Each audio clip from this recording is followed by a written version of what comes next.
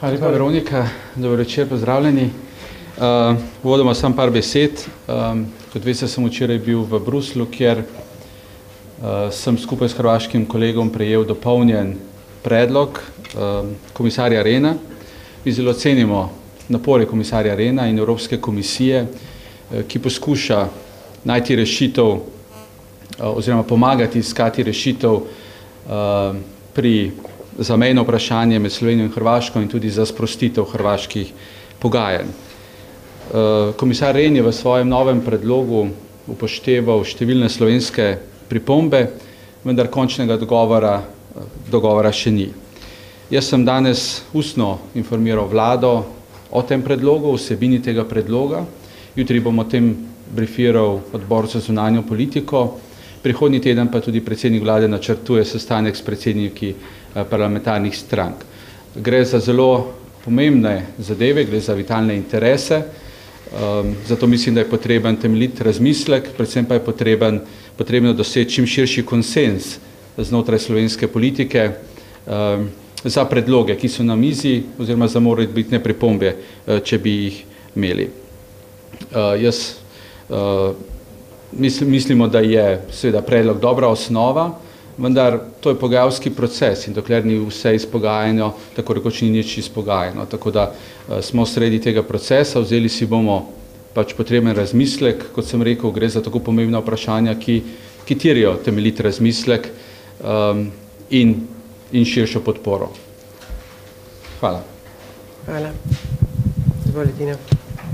Tina Čuček, POP TV. Vendarle, gospod minister, v javnosti stvarjalo kar nekaj detajlov iz tega predloga.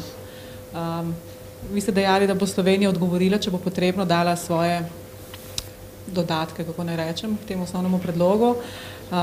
Ali je za Slovenijo sprejemljivo, da se v ozadju pojavlja meddržavno sodišče v Haagu kot tisti organ, ki naj bi pravzaprav določil sodnike? Glejte, o vsebini arbitražnega predloga ne bi želel govoriti. To so vendarle podrobnosti, vendarle je dogovor bil s komisarjem Rehnom, da so to interna pogajanja oziroma da je to neka tiha diplomacija, kjer poskušamo izpogajati, uskladiti nek dogovor, ki bo sprejemljiv za obe strani. Ne bo dogovora, če ne bosta obe strani sprejeli tak dogovor. In mislim, da je tak dogovor težje doseči, če vse elemente pojasnjujemo v javnosti, posebej, če ti elementi še niso do konca izpogajani.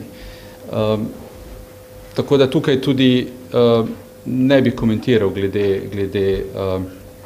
glede sodnikov, gre za neko vrste arbitraže, dogovor glede sestave je pa pač še zadeva, ki se jo moramo dogovoriti. Hvala. Večer, Svet na kanalu.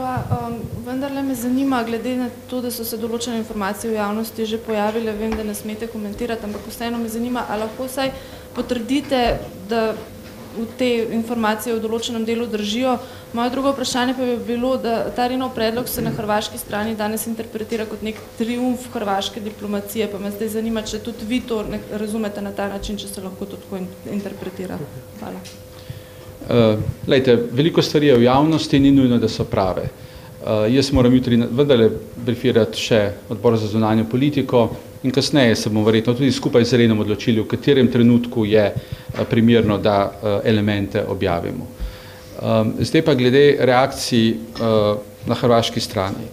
Jaz mislim, da ne bi bilo primerno, da komentiram izjave, ki so predvsem namenjeni hrvaški notranji politiki.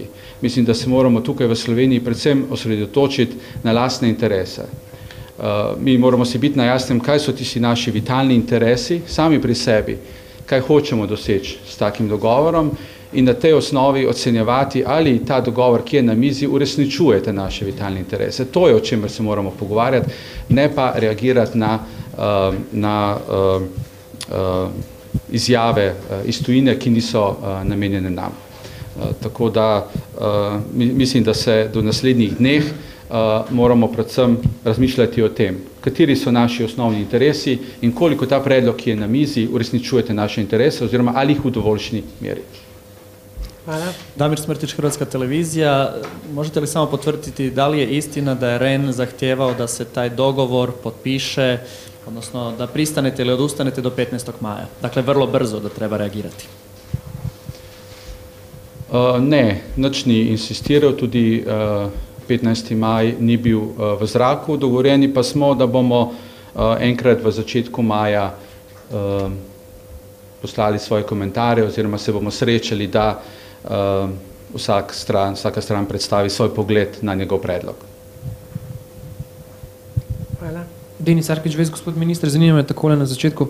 Ali se vam zdi tudi vam, da v Sloveniji kopni, oziroma znotraj Evropske unije Sloveniji kopni podpora članic ostalih, zato ta dodaten oziroma nov predlog REN-a? In na drugi strani me zanima, ali vi sploh verjamete, da se Hrvaški nekako zares mudi v Evropsko unijo, saj na drugi strani vemo, da jih čaka odpis ladjedelništva, lokalne volitve, predsedniške volitve, prestrukturiranje, ne vem, gospodarstva, pravosodja, ukinitev kriminalna in tako naprej, korupcije.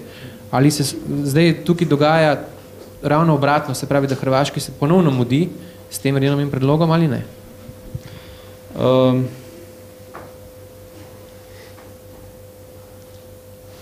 Kopni, ja. Na eni strani kopni? Ne, mislim, znotraj Evropske unije imamo toliko potrebe, kot jo potrebujemo, toliko podpore, kot jo potrebujemo. Tam se nič ne dogaja v tem trenutku pretresljivega. V ponedeljek razumem, da bo na zasedanju, na srečanju znanih ministrov tekla beseda tudi o tej zadevi in mi bomo pač povedali.